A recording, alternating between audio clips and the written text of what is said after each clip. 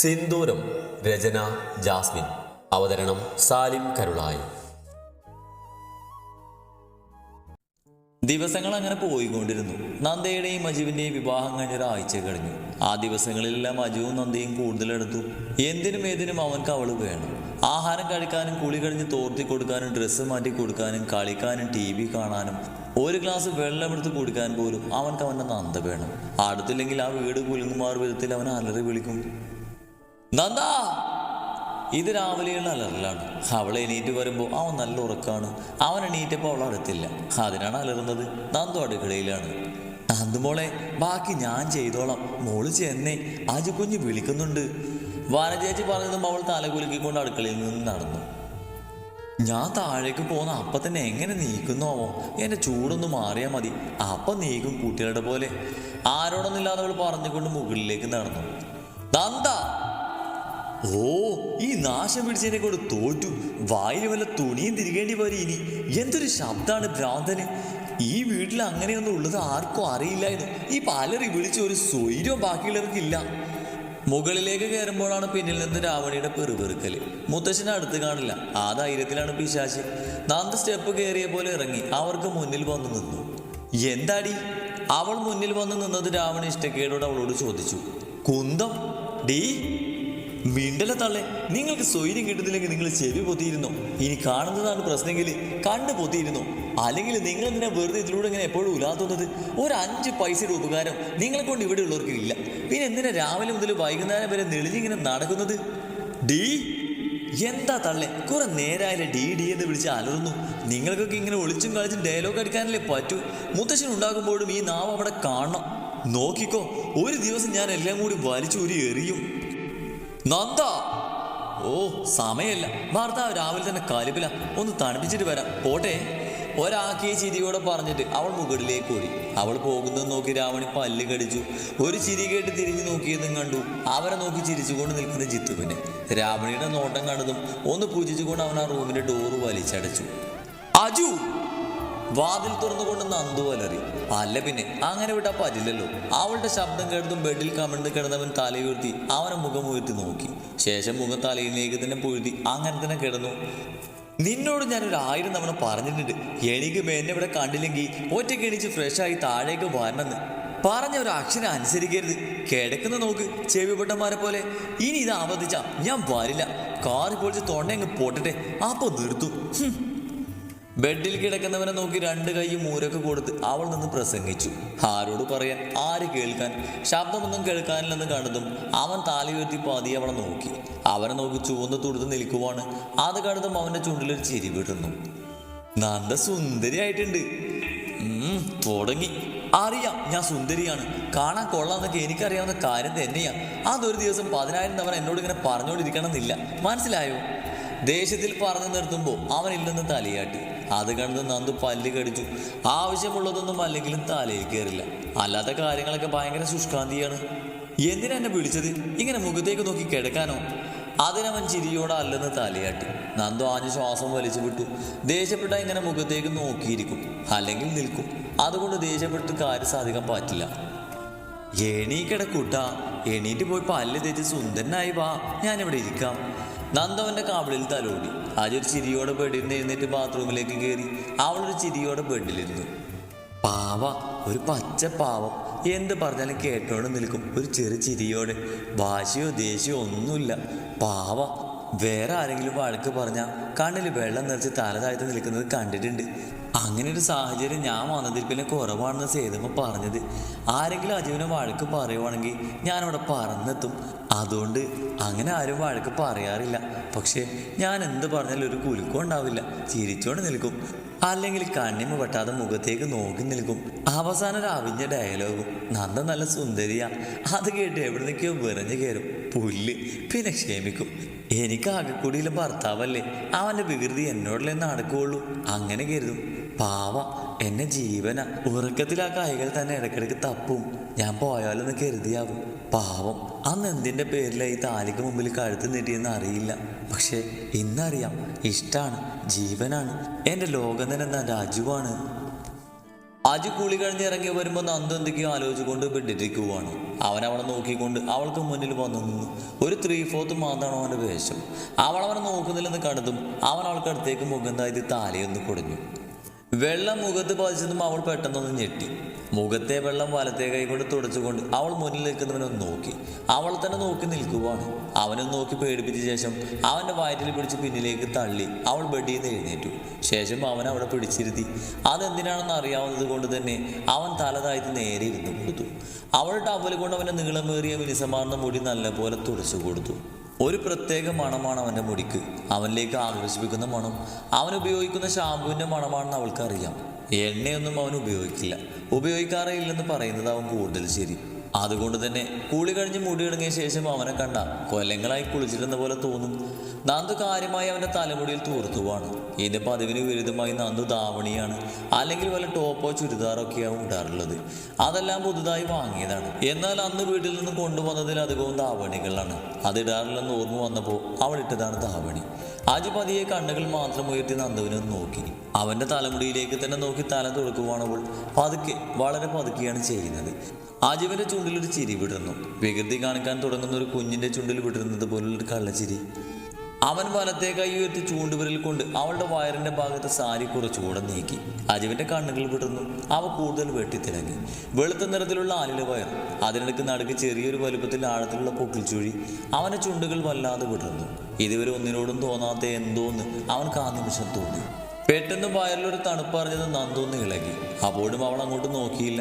ചിന്തകളൊക്കെ മായ്ച്ചു കളഞ്ഞുകൊണ്ട് അവൻ്റെ തലമുടിയിൽ ഒന്നുകൂടെ തുടച്ചുകൊണ്ടിരുന്നു. വീണ്ടും വയറിൽ ആ നനുത്ത സ്പർശം അറിഞ്ഞതും അവൾ മുഖം താഴ്ത്തി നോക്കി. ആഹാ! അതും പറഞ്ഞുകൊണ്ട് അവൾ അവൻ്റെ കൈ തട്ടി മാറ്റി അവനിൽ നിന്നും കുറച്ച് പിന്നിലേക്ക് നീങ്ങി നിന്നു. അജോളം മുഖമുയർത്തി നോക്കി. അവനെ തന്നെ തുറച്ച് നോക്കി നിൽക്കുവാണ് പെണ്ണ്. ദേഷ്യം കൊണ്ട് മുഖമാകെ ചുവന്ന് കയറിയിട്ടുണ്ട്. അത് കണ്ടതും അവൻ്റെ ചുണ്ടുകൾ ഒന്നുകൂടെ വിടർന്നു. അവിടെയൊന്നും തൊടാനും പിടിക്കാനും പാടില്ല. അല്ലേ പിന്നെ ഷർട്ട് ഇടാതെ മുന്നിൽ മല പോലെ വന്ന് നിൽക്കുമ്പോൾ ഞാൻ കൺട്രോൾ ചെയ്യുന്നില്ലേ? അതുപോലെ കൺട്രോൾ ചെയ്യാൻ പാടിക്ക്. അവൻ്റെ മുഖത്തേക്ക് നോക്കി അവളൊന്ന് പുച്ഛിച്ചു. അതിലെ ഹും മാത്രമേ അവൻ കേട്ടുള്ളൂ. അജവളുടെ മുഖത്തേക്ക് തന്നെ നോക്കിയിരിക്കുവാണ്. അതെന്താ? പെട്ടെന്ന് അവളുടെ വയറിലേക്ക് ചൂണ്ടിക്കൊണ്ട് അവൻ ചോദിക്കുമ്പോൾ അവളൊന്ന് ഞെട്ടി. അവിടെ ഇപ്പോൾ അവൾ അറിയാത്തത് എന്താണെന്ന് ഭാവമായിരുന്നു അവളിൽ. അവൾ പെട്ടെന്ന് മുഖം താഴ്ത്തി നോക്കി. അവളുടെ പൊക്കിൽ ചുഴിയാണ്. നന്ദൊന്ന് പല്ല് കടിച്ചു. ശേഷം അവൻ്റെ അടുത്തേക്ക് വന്ന് ഇരിക്കുന്നവൻ്റെ വയറിൽ അവൻ്റെ പൊക്കിൽ ചുഴിയിൽ അമർത്തി ഒന്ന് കുത്തി. അജി ഞെട്ടിക്കൊണ്ട് അവളെ നോക്കി. അത് തന്നെയാ ഇതും. നന്ദ കനത്തിലൊന്ന് പറഞ്ഞുകൊണ്ട് ഷെൽഫിൻ്റെ ഭാഗത്തേക്ക് നടന്നു. പക്ഷെ അത് കാണുന്ന നല്ല ഭംഗിയുണ്ട്, നല്ല സുഖമുണ്ട് അവിടെ തൊടാൻ. അജു പതിയെ പറഞ്ഞു. നന്ദു അത് കേട്ടിട്ടും കേൾക്കാത്ത പോലെ നിന്നു. കൈവിട്ടു പോകുന്ന വികാരത്തെ നിയന്ത്രിക്കാൻ പാടുപെട്ടുകൊണ്ട്. ഒപ്പം നാണം നിറഞ്ഞു നിന്ന ചുവന്ന മുഖം അവനിൽ നിന്നും മറക്കാനെന്ന പോലെ. നന്ദ! കുറച്ചധികം സമയം കണ്ടിട്ട് ഷെൽഫിൽ നിന്ന് ടീഷർട്ട് എടുത്ത് തൻ്റെ അടുത്തേക്ക് വരാത്തവളെ കണ്ട് അവനിതിരി കടുപ്പത്തിൽ വിളിച്ചു. കയ്യിൽ കിട്ടിയ റെഡ് ടീഷർട്ട് എടുത്ത ശേഷം അവൾ പതിയെ തിരിഞ്ഞ് അവൻ്റെ അടുത്തേക്ക് നടന്നു. ചേക്കൻ ശരിയല്ല, അവിടെ ഇവിടെയൊക്കെ പിടിക്കാൻ തുടങ്ങിയിട്ടുണ്ട്. സൂക്ഷിച്ച് പെരുമാറിയില്ലെങ്കിൽ അസുഖമൊക്കെ മാറി വരുമ്പോൾ അച്ഛാ വിളിക്കാൻ ഒരാളെ ഞാൻ കയ്യിൽ വെച്ച് തരും. അല്ല പിന്നെ നിന്നെയൊക്കെ തറയാൻ ഞാൻ തത്തറാം. അവൻ്റെ അടുത്ത് നിന്ന് കുറച്ച് പിന്നിൽ നിന്നുകൊണ്ട് അവനൊന്ന് കണ്ണ് കൂർപ്പിച്ച് നോക്കിക്കൊണ്ട് ടീഷർട്ട് നീട്ടി. എന്നും ഇട്ടുകൊടുക്കാറാണ് പതിവ്. ഇന്നിങ്ങനെ നീട്ടി പിടിച്ചിരിക്കുന്നതിൻ്റെ കാരണം അവളുടെ അവിടെ തൊട്ടതാണെന്ന് അവനക്ക് മനസ്സിലായി. അങ്ങനെ ചെയ്യാൻ പാടില്ലെന്ന് അവനക്ക് മനസ്സിലായി. അതൊരു ചീത്ത പ്രവൃത്തിയാണെന്ന്. ഇനി ഞാൻ ചെയ്യില്ല. ടീഷർട്ട് വാങ്ങാതെ അവൻ പതിയെ പറഞ്ഞു. നന്ദൊന്നും മനസ്സിലാവാതെ അവനെ നോക്കി നിന്നു. ഇനി ഞാൻ അവിടെ ഒന്നും തൊടില്ല. അതൊക്കെ ചീത്തയാണോ? ഞാനത് കണ്ടപ്പോൾ എനിക്ക് ഇഷ്ടമായിട്ടാ. നല്ല ഭംഗിയുണ്ട്. നന്ദക്ക് ഇഷ്ടമായില്ലേ? ഇഷ്ടക്കൂടുതൽ കൊണ്ടാ കുട്ട എന്ന് പറയാൻ തോന്നിയെങ്കിലും മിണ്ടിയില്ല. അവൻക്ക് അടുത്തേക്ക് നീങ്ങി നിന്ന് കയ്യിലുള്ള ടീഷർട്ട് അവൾ തന്നെ അവൻ വിട്ടുകൊടുത്തു. അല്ലെങ്കിൽ പിന്നെ അത് തന്നെയായിരിക്കും പറഞ്ഞുകൊണ്ടിരിക്കുക. എന്തിനാ വെറുതെ? പറ, നന്ദക്ക് ഇഷ്ടമായില്ലേ? ടീഷർട്ട് പിടിച്ച് നേരെ ഇട്ടുകൊണ്ട് അവൻ അവളുടെ മുഖത്തേക്ക് നോക്കി ചോദിച്ചു. അതെന്തൊരു ചോദ്യമാണ്? ഇഷ്ടമാണെന്ന് പറയാൻ നാവത്തായിരിക്കുന്നുണ്ട്. പറഞ്ഞാൽ പിന്നെ അത് സ്ഥിരമാക്കിയാലോ? എപ്പോഴും പിടിച്ചു നിൽക്കാൻ കഴിയോ? താനൊരു വിവാഹം കഴിഞ്ഞ് സുന്ദരനായ പുരുഷന്റെ കന്യകയായ ഭാര്യയല്ലേ? പറ, അങ്ങനെ ചെയ്യുന്നത് ചീത്തയാണോ? അവൻ പിന്നെയും ചോദിച്ചു. മറുപടി പറയാതെ വിടില്ല. അവൻ്റെ വാശി തന്നെ ജയിക്കും. അല്ലെങ്കിലും അവൻ ജയിക്കാൻ വേണ്ടി അവൾ തോറ്റു കൊടുക്കും. അങ്ങനെ തൊടുന്നതും അങ്ങോട്ടൊക്കെ നോക്കുന്നതൊക്കെ തെറ്റ് തന്നെയാ. ചീത്ത കുട്ടികളാ അതൊക്കെ ചെയ്യാ. നന്ദവൻ്റെ മുഖം കയ്യിൽ കോരിയെടുത്ത് പതുക്കെ പറഞ്ഞു. അവൻ്റെ മുഖം പാടി, കണ്ണുകൾ നിറഞ്ഞു. ചെയ്തത് തെറ്റാണോ ചീത്തയാണോ എന്ന് അറിയാതെ, അല്ലെങ്കിൽ അത് അറിഞ്ഞുകൊണ്ടുള്ള വേദന നന്ദവൻ്റെ കവളിൽ ഒന്നുകൂടെ മുറുകെ പിടിച്ചു വെച്ചു. പക്ഷേ അതൊക്കെ അജു വേറൊരാളോട് ചെയ്താൽ തെറ്റാവുന്നതും ചീത്തയാവുന്നതും എന്നോട് എന്തോ ആവാട്ടോ, അതിൽ തെറ്റും ശരിയോ ഒന്നുമില്ല. അവനെ എങ്ങനെ പറഞ്ഞ് മനസ്സിലാക്കണമെന്ന് അവൾക്ക് അറിഞ്ഞില്ല. പക്ഷേ അവൻ്റെ ഉള്ളിലെ സങ്കടം, അവൻ്റെ നിറഞ്ഞ കണ്ണുകൾ, അത് മായണമെങ്കിൽ അവൻക്ക് എന്തെങ്കിലും മനസ്സിലാവണം. അതെന്താ അങ്ങനെ? അവനിൽ നിന്ന് പ്രതീക്ഷിച്ച ചോദ്യം. നന്ദൊന്ന് ചിരിച്ചു. ഞാൻ അജുവിൻ്റെ ഭാര്യയല്ലേ, അതുകൊണ്ട് എന്നെ അങ്ങനെയൊക്കെ നോക്കാം, തൊടാം, മനസ്സിലായോ? നന്ദ ചോദിക്കുമ്പോൾ അവന് മനസ്സിലായെന്ന് തലകുലുക്കി. എന്താണ് മനസ്സിലായെന്ന് ചോദിച്ചാൽ അവൻ പറയും, നന്ദ എൻ്റെ ഭാര്യയല്ലേ, എനിക്ക് എന്തും ചെയ്യാമെന്ന്. നന്ദു അജുവിൻ്റെ മുഖത്തേക്ക് നോക്കി. അവനെന്തോ ആലോചിച്ചു കൊണ്ടിരിക്കുകയാണ്. അജുട്ടാ. അവൻ്റെ മുഖത്തേക്ക് നോക്കി വാത്സല്യത്തോടെ അവളൊന്ന് വിളിച്ചു. അജു വിടർന്ന കണ്ണുകൾ ഉയർത്തിക്കൊണ്ട് അവളെ നോക്കി മനോഹരമായി ചിരിച്ചു. അങ്ങനെ വിളിക്കുന്നതൊക്കെ അവനക്ക് ഭയങ്കര ഇഷ്ടമാണ്. കണ്ണ് വിടർത്തി അവളുടെ മുഖത്തേക്ക് ഇങ്ങനെ നോക്കിയിരിക്കും. നമുക്ക് പോയി ചായ കുടിച്ചാലോ? അവൾ ചോദിച്ചതും അവൻ തലകുലുക്കി. വാശിയൊന്നുമില്ല, പ്ലേറ്റിലേക്ക് ഇടുന്നതൊക്കെ കഴിക്കും. വാശി പിടിക്കുകയോ വെറുപ്പിക്കുകയോ ഒന്നും ചെയ്യില്ല. അനുസരണയുള്ള കുട്ടിയെ പോലെ എന്ത് പറഞ്ഞാലും അനുസരിക്കും. വാ. അവൾ പറഞ്ഞതും അജു ബെഡിൽ നിന്ന് എഴുന്നേറ്റ് അവൾക്കൊപ്പം പുറത്തേക്ക് നടന്നു. അവർ താഴെ ചെന്നപ്പോഴേക്കും എല്ലാവരും ഫുഡ് കഴിച്ച് എഴുന്നേറ്റിരുന്നു. അത് തന്നെയാണ് അജുവിനും ഇഷ്ടം. അങ്ങനെയാണെങ്കിൽ അവർ രണ്ടുപേരും മാത്രം. നന്ദു ഓരോന്ന് പറഞ്ഞും കളിച്ചും ചിരിച്ചും അവരങ്ങനെ ഇരുന്ന് കഴിക്കും. വാ തുറക്ക്. കയ്യിൽ അവസാനത്തെ കഷ്ണം ചപ്പാത്തി പൊടിച്ചെടുത്തുകൊണ്ട് അവനക്ക് നേരെ നീട്ടുമ്പോൾ അവൻ വാ തുറക്കാതെ അവളെ തന്നെ നോക്കിയിരിക്കുവാണ്. ഒന്നും മിണ്ടുന്നില്ല, ഒരു ഭാവം മുഖത്തില്ല. അജു കഴിക്ക്. എവിടെ? അവൻ വാ തുറക്കുന്നതിൽ നിന്ന് കണ്ടതും അവൾ സംശയത്തോടെ അവൻ്റെ മുഖത്തേക്ക് നോക്കി. നന്ദുവിനെ തന്നെ മൊത്തത്തിൽ നോക്കിയിരിക്കുവാണ്. അവൻ്റെ തീഷ്ണതയേറിയ നോട്ടം കണ്ടതും നന്ദൊന്ന് ഭയന്നു. കാരണം ആ നോട്ടം അവൾ അവനിൽ നിന്ന് മുൻപ് കണ്ടിട്ടുണ്ട്. ഒന്ന്, വിവാഹ ദിവസം രാത്രി അവൻ ഇഞ്ചക്ട് ചെയ്ത് കഴിഞ്ഞ് കണ്ണടക്കുമ്പോൾ ഇതുപോലെയായിരുന്നു അവൻ നോക്കിയിരുന്നത്, കണ്ണിമ വെട്ടാതെ. അതിനുശേഷം ഇടയ്ക്ക് കണ്ണു തുറന്നപ്പോഴും ഇങ്ങനെയാണ് നോക്കിയത്, അറിയാത്ത ഭാവത്തിൽ മിണ്ടാതെ നോക്കി നോക്കി പഠിക്കുന്ന പോലെ. നന്ദുവിൻ്റെ ഉള്ളൊന്ന് കാളി. ആ നോട്ടം അവൾക്ക് പരിചയമില്ലാത്ത നോട്ടമാണ്.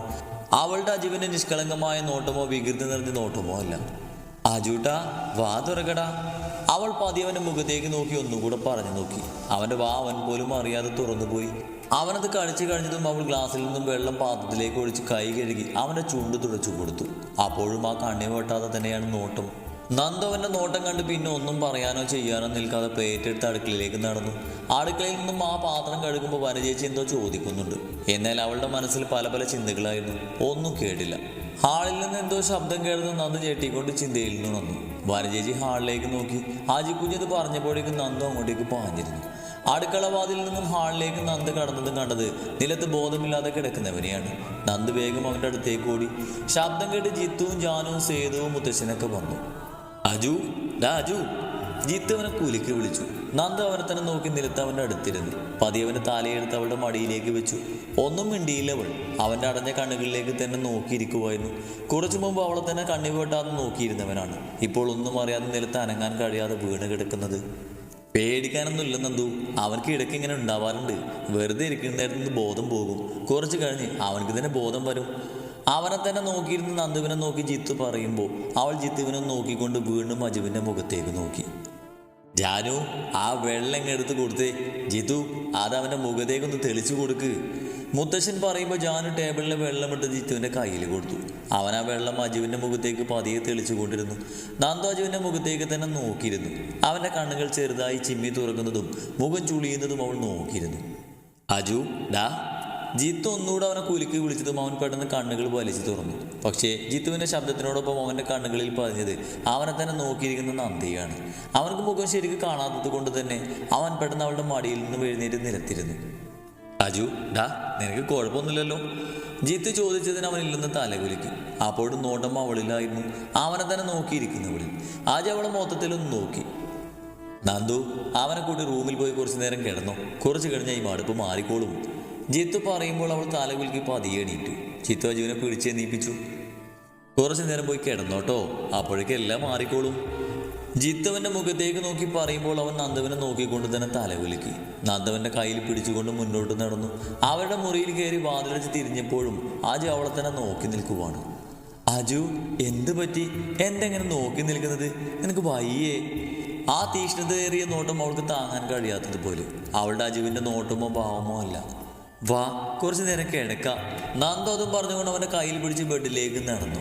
അവനെ ബെഡിൽ കിടത്തി അവനക്ക് നേരെ അവളും ചെരിഞ്ഞു കിടന്നു. അജുവിൻ്റെ കണ്ണുകൾ പതിയെ അടഞ്ഞു പോകുന്നുണ്ട്. ഉറങ്ങിക്കോ, ഒന്നും ആലോചിക്കണ്ട, ഞാനില്ലേ, ഉറങ്ങിക്കോ. അജു കണ്ണെന്ന് ചിമ്മി തുറന്നു. അവനെ തന്നെ നോക്കി കിടക്കുന്നവളെ അവൻ നോക്കി.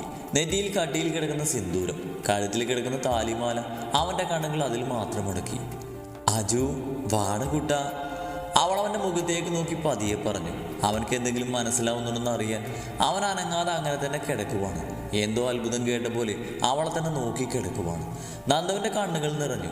അവളുടെ അജു ആണെങ്കിൽ അങ്ങനെ കേട്ട് അവളുടെ അടുത്തേക്ക് വന്ന് ചേർന്ന് കിടക്കും. കെട്ടിപ്പിടിക്കാൻ, അവളെ ചേർത്ത് പിടിക്കാൻ.